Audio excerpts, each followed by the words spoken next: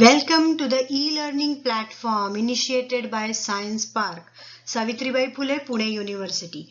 Today we will see 6 standards, SSC Chapter 5 and CBSE Chapter 6. The topic for today's session is substances, their states and properties. Subtopics for today's session, part 1.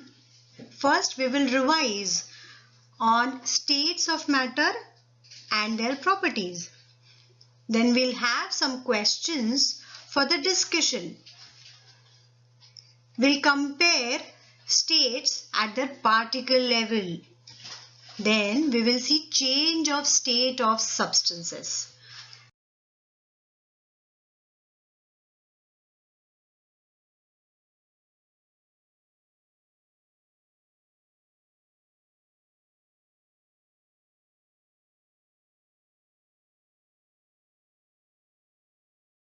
Hello friends.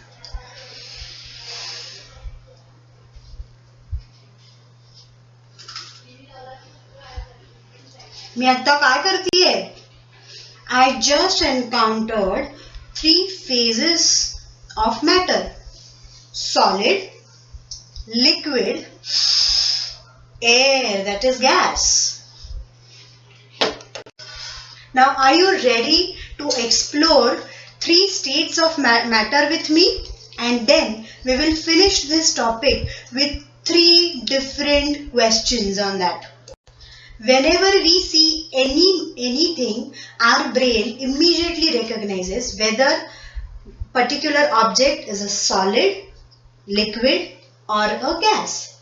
Now we will understand these phases of matter with a very scientific manner, where we will compare these 3 phases with the properties like shape and volume, compressibility, rigid of fluid and fill container completely. And then we will compare these 3 phases at their particle level. Now let's start with solids. Here I have kept 4 different shapes of solid objects. Now do solids have fixed shape? Yes, they do have fixed shape. Now here I have a cuboid, I have a sphere, then I have a cube, correct? And this is an object which is asymmetrical. Now, do they have fixed volume? Yes, again the answer is yes. Because the space that solid occupies does not change. And we can even calculate it. For example, volume of a cuboid is the measurement of its length, its breadth and its height. Now let's look at the compressibility of solids. Usually solids are non-compressible, means difficult to compress. For example, if I take this cube on a table and if I try to compress it, it is very difficult to compress this cube. Now there are some exceptions like sponge. We will talk about it later. Now, do solids are rigid or fluid? Yes, correct answer is they are rigid because they have fixed shape. Fluids are those things that can flow. Now do solids fill their container completely? Now do solids fill their container completely? Let's see this with an experiment. Now if I try to put this sphere in this container, is it filling the container completely? No, there are still some free space outside the shape of the object. Now let's take a look at liquids. Liquids have fixed volume but no fixed shape. Now I can explain you both the points with one single experiment here. Now here I have taken some water in this container. This container is called as beaker, which we usually use in chemistry laboratory. Now can you see there are some demarcations here on the beaker? Now from this you will realize that I have taken 50 ml of water in this beaker. Now I am going to pour this water in these 3 different containers. And now you look carefully what will be the difference in the volume and the shape of this liquid.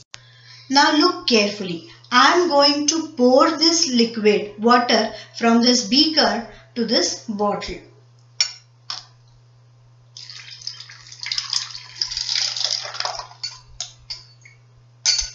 Now this apparatus is the thing, glassware, that we usually use in chemistry laboratory. That all glasswares are called as apparatus or glasswares. Now I have poured this water in this bottle. Can you see this? And now I will transfer this into a glass here.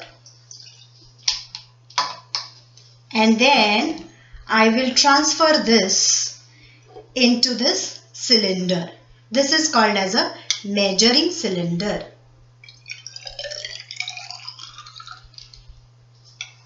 Now, can you see the demarcation on the measuring cylinder here? Yes, now it is visible to all of you. Now, can you tell me the volume? Yes, it is exactly 50 ml. So from this experiment, we can conclude that liquids do change their shapes according to the shape of the container, but the volume remains fixed. Now let's talk about compressibility. I have taken water here in this bottle. Now, if I compress the bottle here, what is happening inside with the water? Am I compressing water inside? What do you think about it?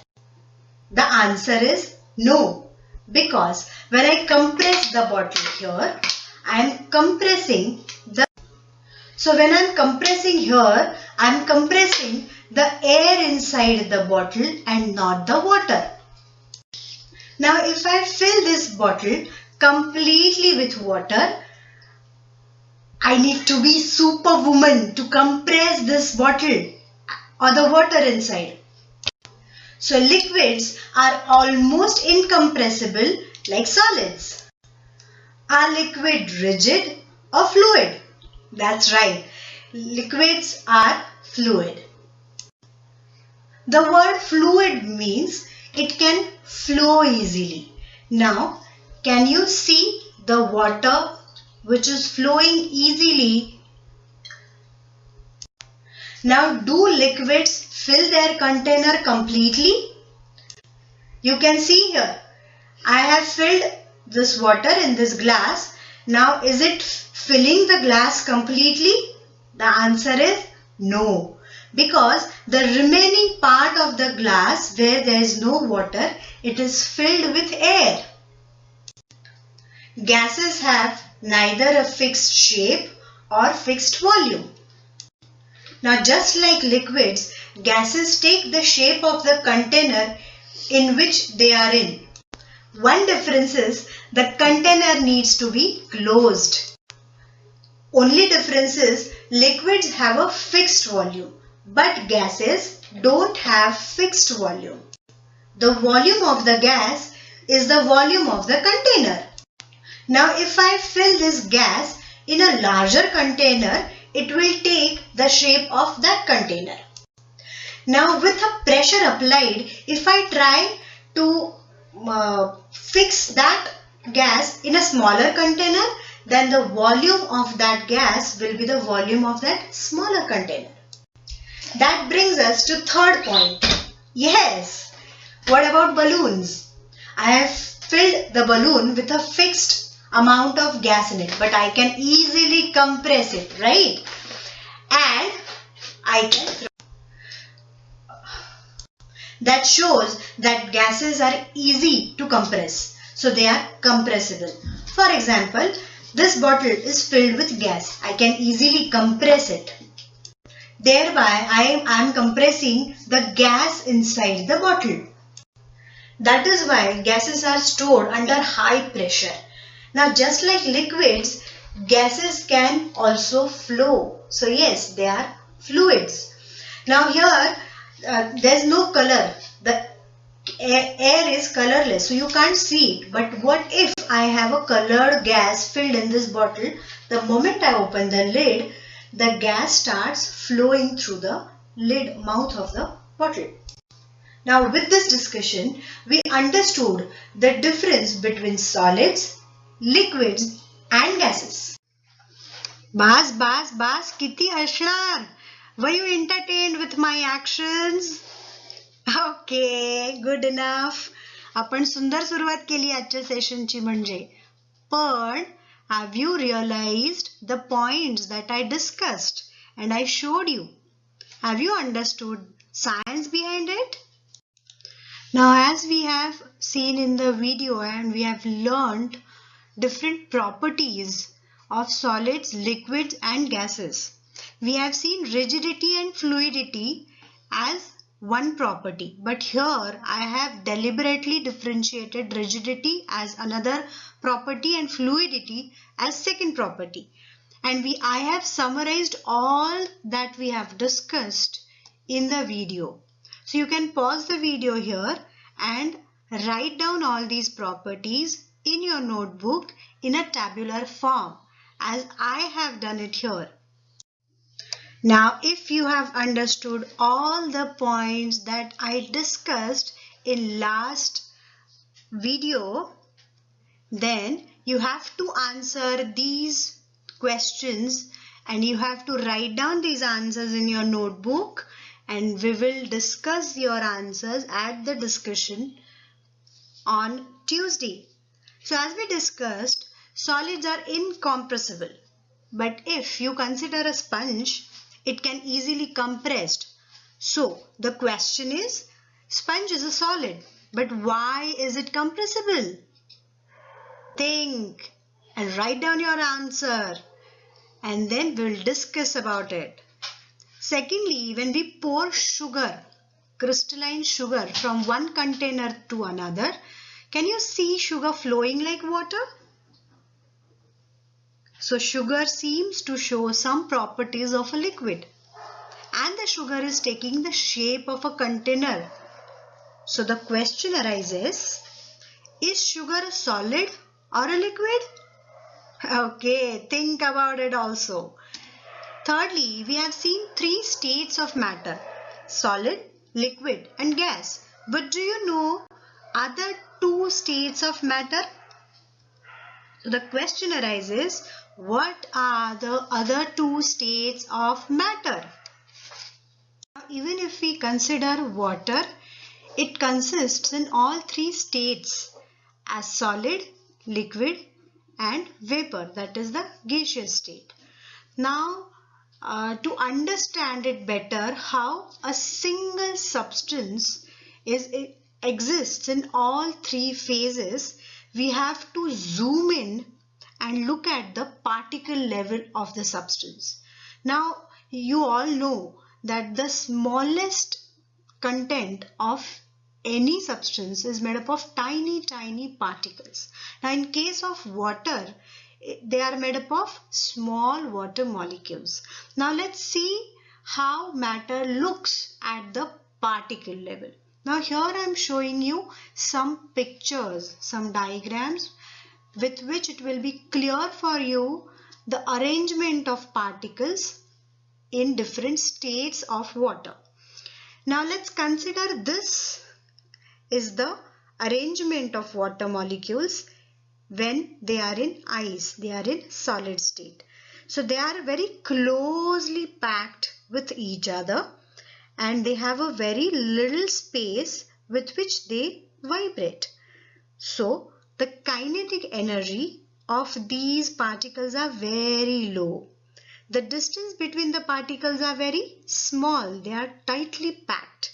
So force of attraction between these particles are very high. Now as they move to liquid, this is the arrangement of particles in liquid, that is in liquid state of water. Now here the kinetic energy in these particles are very high as compared to solids. Distance between the particle is very large. So force of attraction between these particles is lower than the force of attraction between the particles in the solid form. Now this is the picture of gas. These particles are further away from each other. So the kinetic energy between these particles are highest. The distance between the particles is also highest, is large, and force of attraction is lowest. So you also do these finger arrangements and do these movements with me so that it will be easy for you to understand phase of matter at a particulate level. We have discussed all the properties of different states of matter like solid, liquid, gas. Now, and even we have discussed the different states at their particle level. Now, for your convenience, I have written some important points here in these two slides. So you can pause it here, and if you want, you can write down these important properties of different states of matter in your notebook. Lastly, let me give you some food for thought. Get information on working of refrigerator, where generally the process of freezing happens. To get this information, you can read books, go and Google about working of refrigeration, get to know about it, write down important points, and we will discuss about it on Tuesday. Bye.